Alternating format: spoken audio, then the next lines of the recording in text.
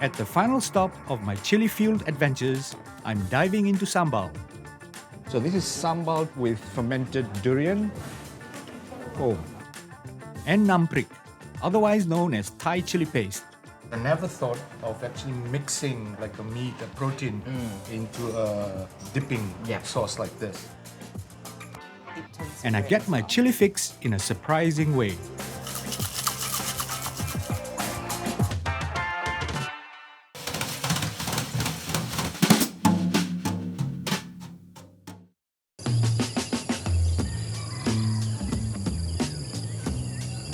I'm back in Perak, Malaysia, with Abang Saidi and his family who run Teratak Warisan, a traditional eatery serving authentic Malay cuisine. I'm going to be exploring the mainstay of their widely popular menu, the Sambal. Sambal or chili paste is the quintessential soul of Southeast Asian Malay cuisine. So much so that its variations can be mind-boggling. Sambal ni memang adalah satu makanan orang Melayu kita lah. Tak kira lah orang kampung ke, orang bandar ke. Macam mana pun kalau kita makan, mesti kita nak kena ada sambal.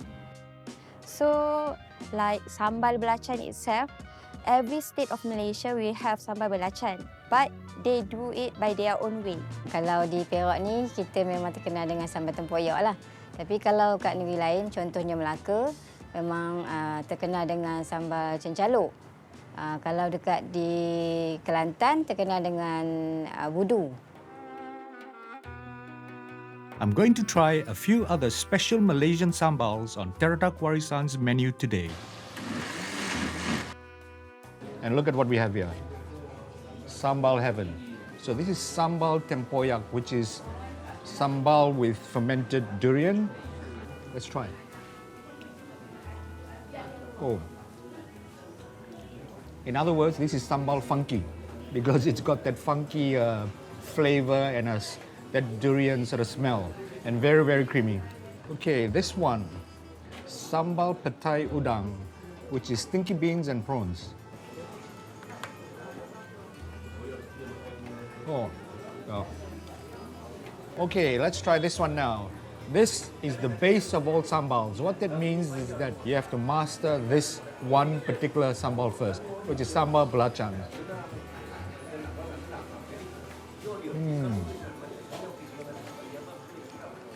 Immediately I can tell the quality of the belacan they are using is very, very good.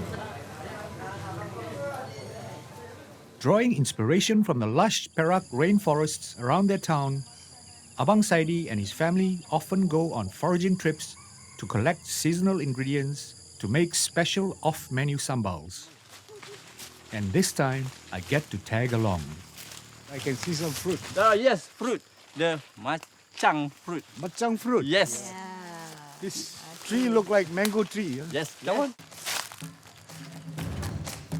The macang fruit, otherwise known as horse mango, is a particularly rare species of mango that has a distinct, pungent smell. The fruit had this slight funky smell that typically a mango wouldn't have. Immediately I knew that, okay, there's something quite different about it. As the two main chefs of Teratak Warisan, Abang Saidi's wife, Kak Zalia, and daughter Kamalia, are both experts at transforming various fruits into unique sambal creations. Today, they'll be making sambal macang. First, the fruit is cut and diced.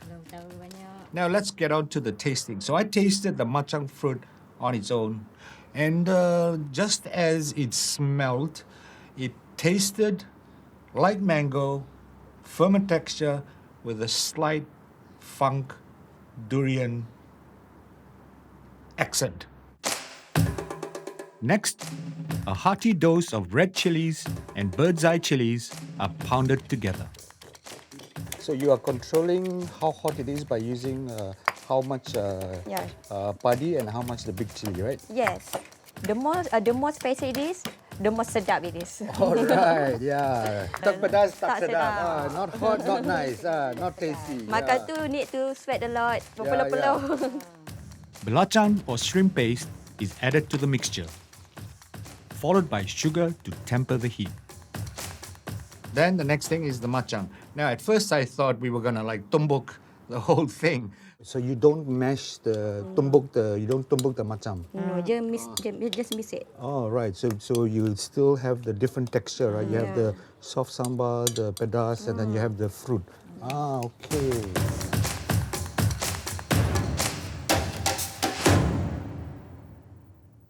Let's try your sambal. Yeah. Okay. That's right.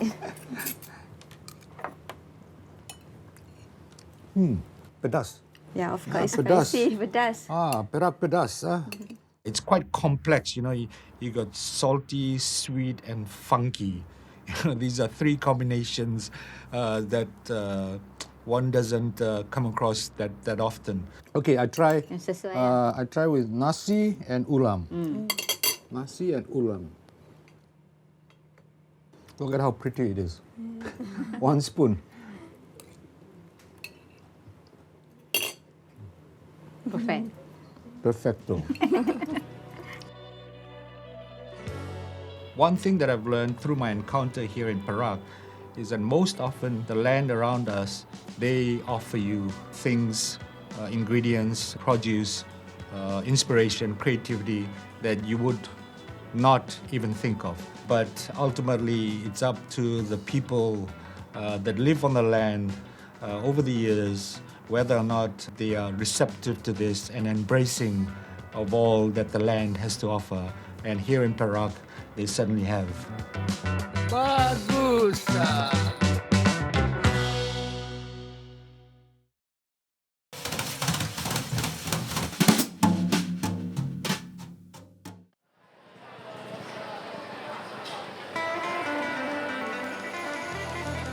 In Thailand, Prik reigns as every Thai's favorite chili paste. Ever since the Portuguese introduced chili peppers to Asia in the 16th century, this vibrant and sometimes pungent spice quickly became integral to Thai cooking, leading to the creation of the iconic Prik. And just like Sambal, its versatility and regional variations make it an essential part of daily meals across the whole of Thailand. It depends on the region. Prik is everywhere, but Prik in the south is totally different. It's almost part of the culture. Everything, all the vegetable cools you down and helps your digestive system as well. The north, Prik is usually dry, and then you can carry it up the mountain, and then you can just eat it with sticky rice. Prik in Isan has to be really hot and salty and sour. You can make Prik with everything. Okay, All right. When I was in Isan previously, I met local chef and champion of Isan cuisine, Chef Paisarn. He introduced me to the three main flavor components of the region: heat, salt, and acidity. Now, I've tasted all sorts of chili paste on this trip, but Northeast Thailand's Priks are pretty unique. In the old days, people, they don't have much money. They do a lot of this Prik, and you have your sticky rice and dip in Prik, and then you have lots of vegetable, to make you full. He's showing me not one, but three Priks today.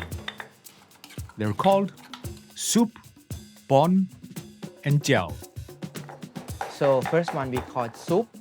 Soup usually is chili with vegetable and seasoning.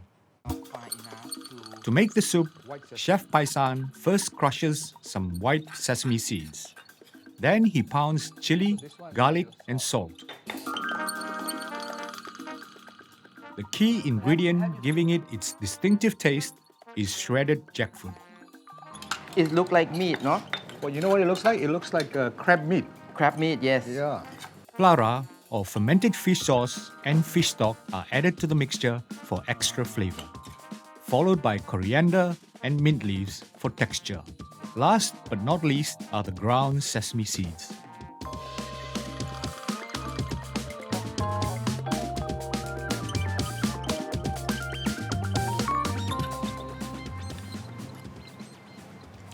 Oh, Nice. very aroi. ขอบคุณครับ thank you. Yeah. Second one called pon. Pon usually is chili with some sort of protein. For the pon, garlic, chili, and shallots are pounded, then a dash of salt. The choice of protein is steamed sea bass. Finally, it's seasoned with clara, lime juice, spring onions, coriander, and fish stock.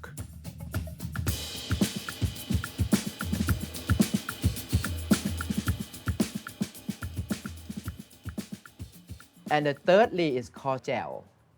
Jaew particularly is a chili with seasoning. We're wrapping things up with the jaew.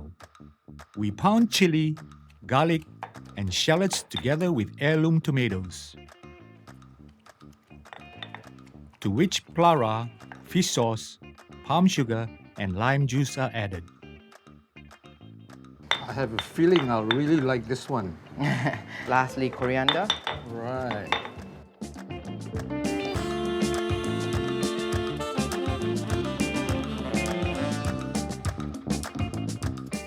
You know, somehow this one, right?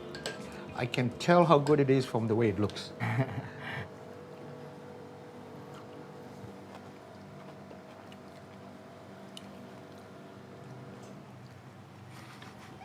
So I guess this is a symbol of Isan hospitality as well, right? You have, if you're vegan, you have soup. Yes. Right? If you want your meat, you have the pon. And if you just want kicks, you go for the jaew. As Correct. well. And also it's a little bit of divide the status too. Huh? The one who has pon probably richer than others. All because of the meat. Because of the meat. Okay, right, I understand. Yeah.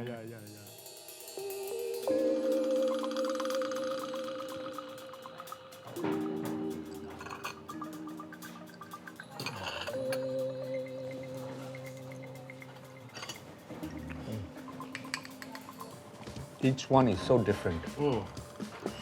Most surprising is this, because I never thought fish. of actually mixing like a meat, a protein into a dipping sauce like this. After tasting prik from all over Thailand in the places that I went to, I can say that the main difference between a sambal, for example, is that priks are more than just a condiment. A sambal is used to enhance or add flavor and heat to a main dish, But in Thailand, prik can be, and oftentimes is, the main dish, eaten with rice.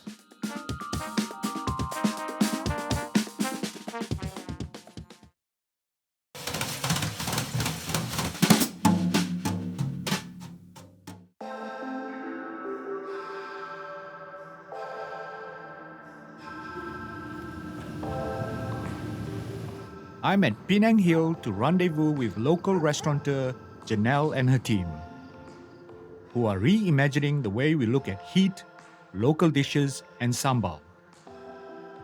She's here to hunt for something she uses often in her restaurant.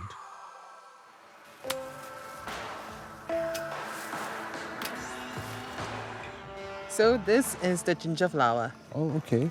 So locally we call it bunga kantan. Nice color. Yeah. The scent is very similar to a ginger, but it's lighter and it brings a floral hint, like floral hue to it. We use it in everything, for garnishing, for seasoning, for flavoring. Born and raised in Penang, Chef Jenelle is deeply passionate about celebrating the food she grew up with through her own innovative take on heat.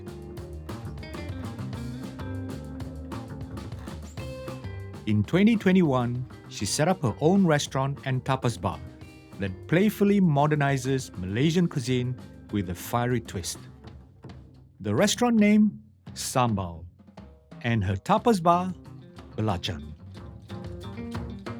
I personally love chili. It turns very boring dishes into something exciting. So I play with the different cultures in Malaysia, turning it up a notch and change it to give it a little more modern twist to it. And we have a crazy idea and we turn sambal into sambal sauces. We have our homemade sambal mayonnaise. We have our homemade sambal butter as well. We always want to add sambal belacan, sambal elements into the drinks and also into different types of food. Today, Jenelle and her team are preparing a spicy combination of two dishes. An East meets West sambal risotto, paired with a spicy galangal gin. Both are topped off with the ginger flowers we harvested earlier. For their signature sambal risotto, first they fry aromatics. Then milk is poured in, combined with different chilies for heat, followed by rice, coconut milk, and ginger flowers for aroma and texture. Finally, a topping of their homemade sambal belacan.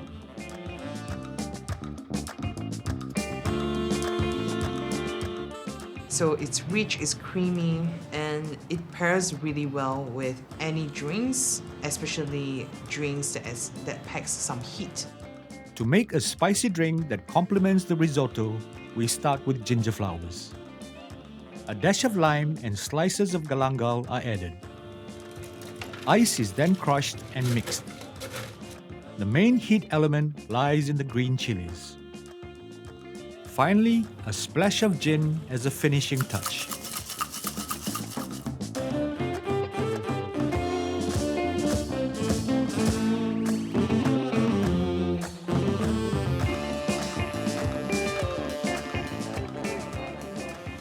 It's quite receptive when you look at it. It looks a bit like a Western dish, right?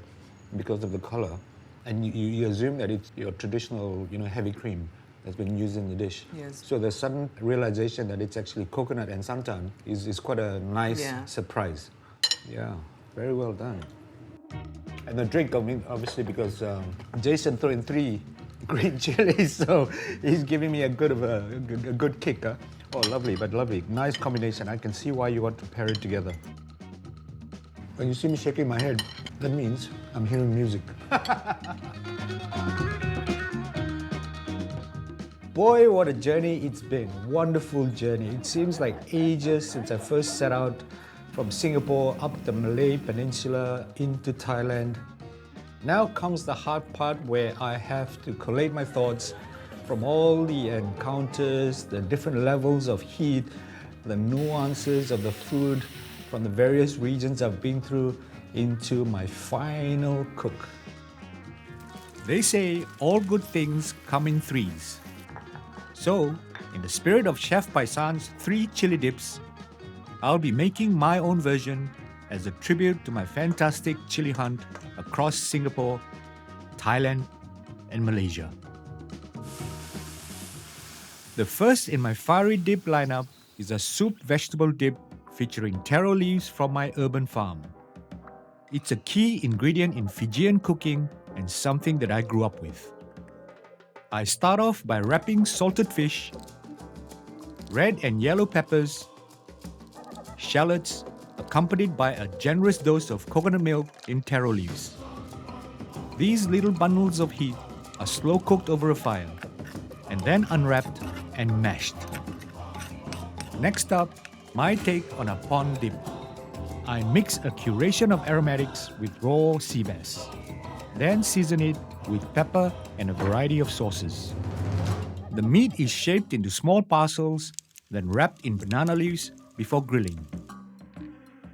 I grab some Fiji bongo chilies and do a light fry with other spices. The chili mix is then pounded and tossed with the grilled sea bass cubes. For the last dip, the jaew, lots and lots of heat infused with the buah kedongdong, locally known as the April plum.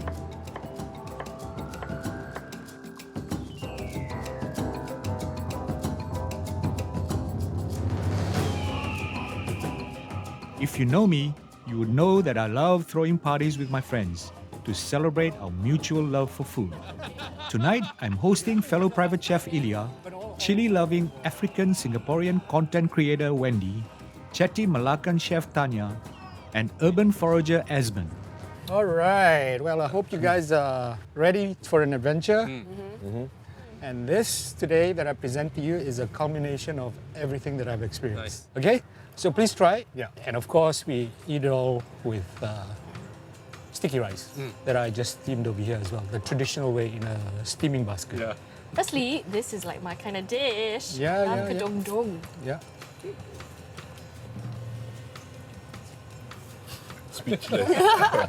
Really good. Yeah. Can we not move on? Stay.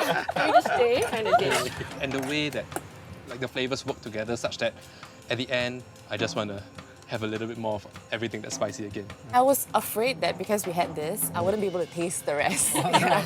Like properly taste the flavors. Yeah, but it was really nice. It was really good. I really enjoyed this and it's such a palate cleanser almost. And it's so refreshing. So you were the one who's travelled, but it feels that you brought us along with it. Yeah. Yeah, the flow to the stories, like as if I know what the whole dish is all about. And I love the fact that it tells this lovely journey of heat.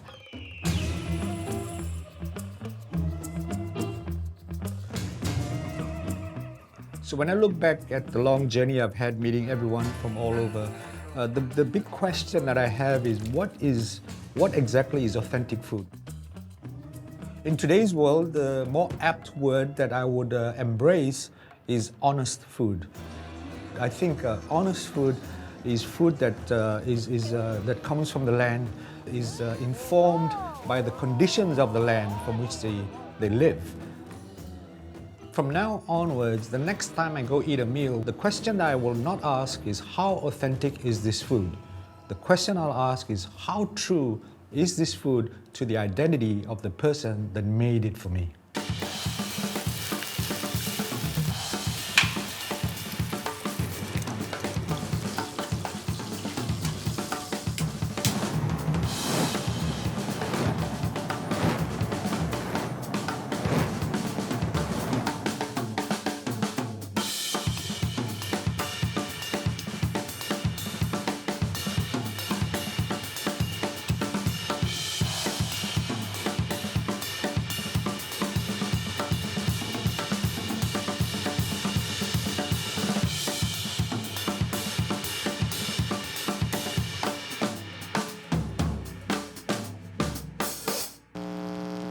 Birdman.